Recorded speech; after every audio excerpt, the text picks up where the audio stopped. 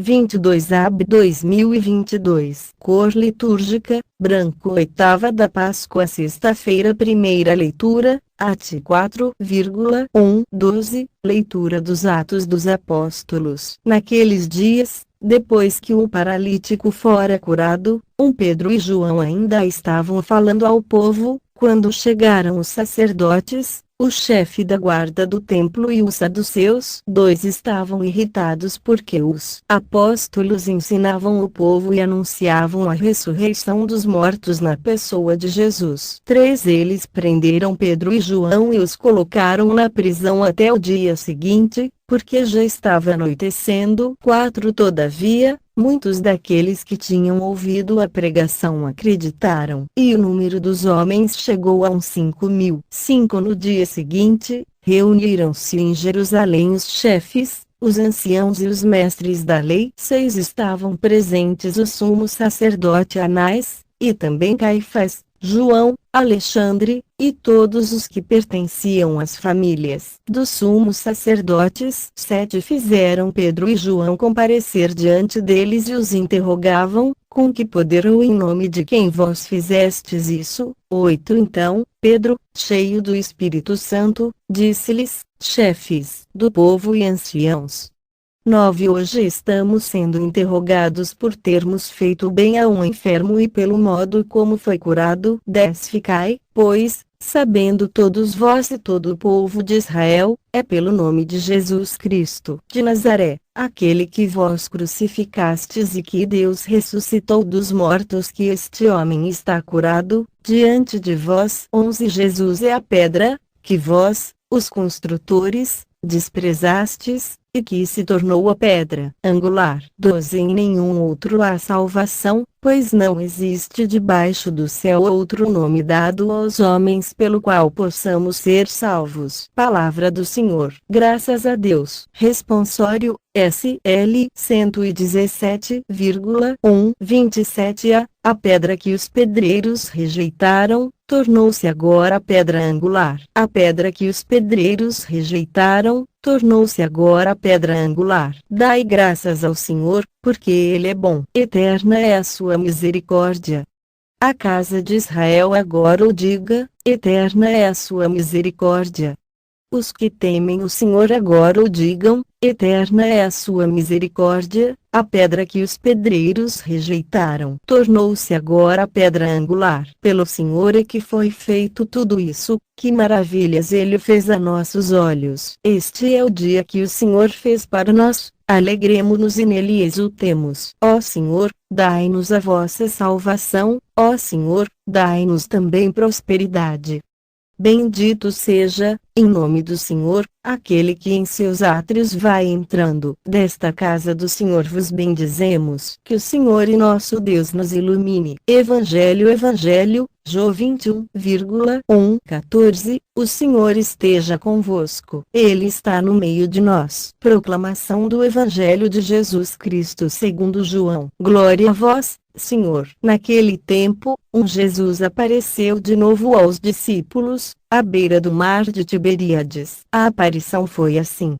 2 estavam juntos: Simão Pedro, Tomé, chamado Dídimo, Natanael de Caná da Galileia, os filhos de Zebedeu e outros discípulos de Jesus. 3 Simão Pedro disse a eles: eu vou pescar. Eles disseram: também vamos contigo. Saíram e entraram na barca, mas não pescaram nada naquela noite. 4 Já tinha amanhecido, e Jesus estava de pé na margem. Mas os discípulos não sabiam que era Jesus. 5 Então Jesus disse: moços, tendes alguma coisa para comer? Responderam: não. 6 Jesus disse-lhes: lançai a rede à direita da barca, e achareis. Lançaram, pois, a rede e não conseguiam puxá-la para fora, por causa da quantidade de peixes. 7 Então, o discípulo a quem Jesus amava disse a Pedro: é o Senhor. Simão Pedro, ouvindo dizer que era o Senhor, vestiu uma roupa, pois estava nu, e atirou-se ao mar. 8 Os outros discípulos vieram com a barca, arrastando a rede com os peixes. Na verdade, não estavam longe da terra, mas somente a cerca de 100 metros. 9 Logo que pisaram a terra, viram brasas acesas, com peixe em cima, e pão. 10 Jesus disse-lhes: Trazei alguns dos peixes que apanhastes. 11 Então Simão Pedro subiu ao barco e arrastou a rede para a terra. Estava cheia de 153 grandes peixes, e, apesar de tantos peixes, a rede não se rompeu. 12 Jesus disse-lhes: Vinde comer. Nenhum dos discípulos se atrevia a perguntar quem era ele, pois sabiam que era o Senhor. 13 Jesus aproximou-se, tomou o pão e distribuiu-o por eles, e fez a mesma coisa com o peixe. 14 Esta foi a terceira vez que Jesus, ressuscitado dos mortos, apareceu aos discípulos. Palavra da salvação. Glória a vós, Senhor. Homilia diária. Quando as coisas não estão bem, Jesus está ao meu lado. 22 de abril de 2022. Vejam, é mais um relato de uma pesca milagrosa e, agora, já no final do Evangelho de São João. Você se recorda que, no começo do Evangelho de São João, também existia uma certa frustração por aquela pesca que não teve sucesso, mas, agora, de novo, o ressuscitado está no meio de seus discípulos. E Jesus nos procura justamente quando as coisas estão mal. Engraçado que Jesus tem esse hábito de nos procurar quando as coisas não estão bem, porque ele sabe que são nesses momentos de provação, de queda, de tristeza que nós mais precisamos dele. E como ele é fiel, ele não nos abandona. Ele está justamente nesses momentos, nos procura nesses momentos de falência, de desilusão e frustração. Jesus tem uma palavra de esperança para nós. Só quem ama você de verdade não tem medo de estar perto de você, até mesmo quando não convém, pois um amor de verdade é assim. E esse é o amor com o qual Jesus nos ama. E este é o amor do ressuscitado. Quando as coisas não vão bem, Jesus está perto de nós.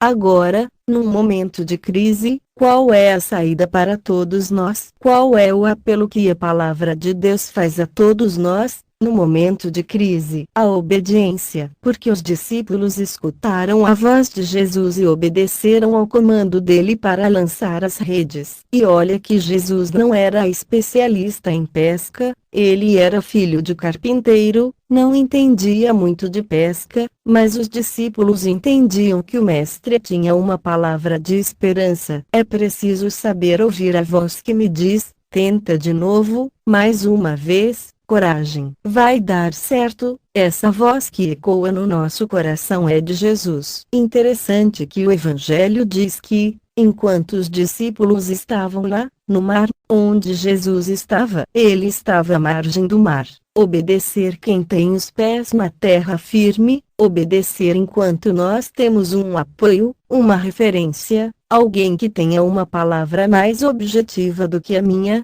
Porque eu posso, no momento de crise, estar tomado pelo medo, pela decepção, pela frustração, pela raiva, por uma ferida. Então, naquele momento, eu não posso me guiar por mim mesmo, eu preciso confiar na palavra do outro. E os discípulos confiam na palavra de Jesus, que está à margem, com os pés na terra, ou seja, Cristo está na vontade de Deus. Ele tinha uma palavra de esperança para os seus discípulos, e eles precisaram confiar nessa.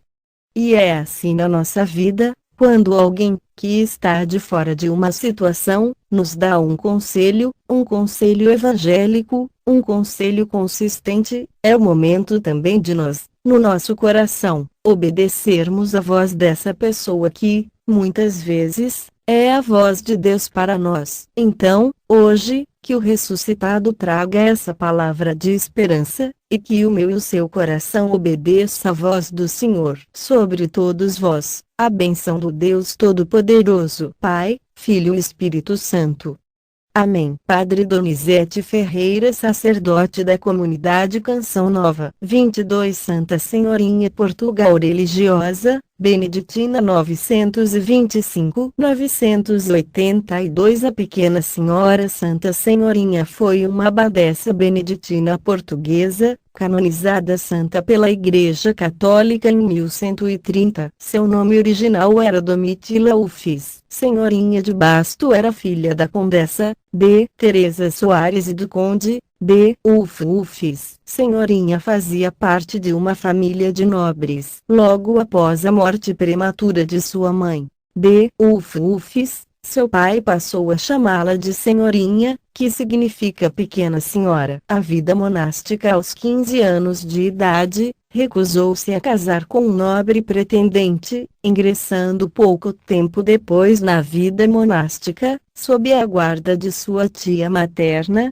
D. Godinha, que também era abadesa no mosteiro de São João de Vieira do Minho, da Ordem de São Bento. Quando professou seu noviciado, fez os votos e adotou o nome de Irmã Senhorinha. Anos mais tarde, quando estava com seus 36 anos, após a morte da sua tia, que também se tornou santa, Santa Senhorinha tornou-se abadesa do mosteiro de São João de Vieira do Minho, transferindo-se pouco depois, com as suas religiosas, para um mosteiro em São Jorge de Basto, no município de Cabeceiras de Basto, passando a localidade a figurar no nome da santa portuguesa. Fidelidade e simplicidade. Muitos identificavam nela a espiritualidade de São Bento, pois a sua vida foi marcada pela dedicação à oração, ao trabalho e a sempre estar disposta a ouvir aqueles que se aproximavam dela. Devoção. Na cidade de Basto, Portugal, o padroeiro seria São Jorge,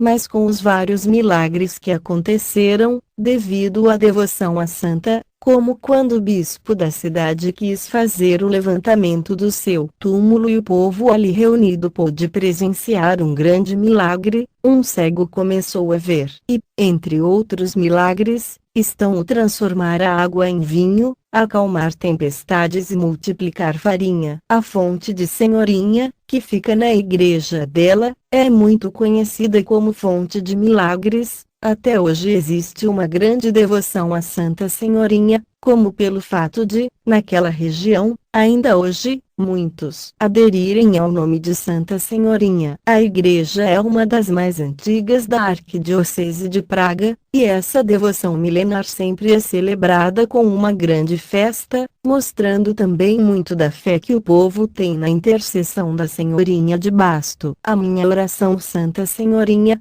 tu que se fizestes pequena e fiel às obrigações próprias da ordem religiosa, faz-me ser fiel, pequena e obediente aos ensinamentos de Jesus para a vida que ele me vocaciona. Que meu coração nunca deixe de crer nos pequenos milagres que acontecem na vida cotidiana. Faz-me ter um coração orante e mãos trabalhadoras. Amém. Santa Senhorinha de Basto, rogai por nós.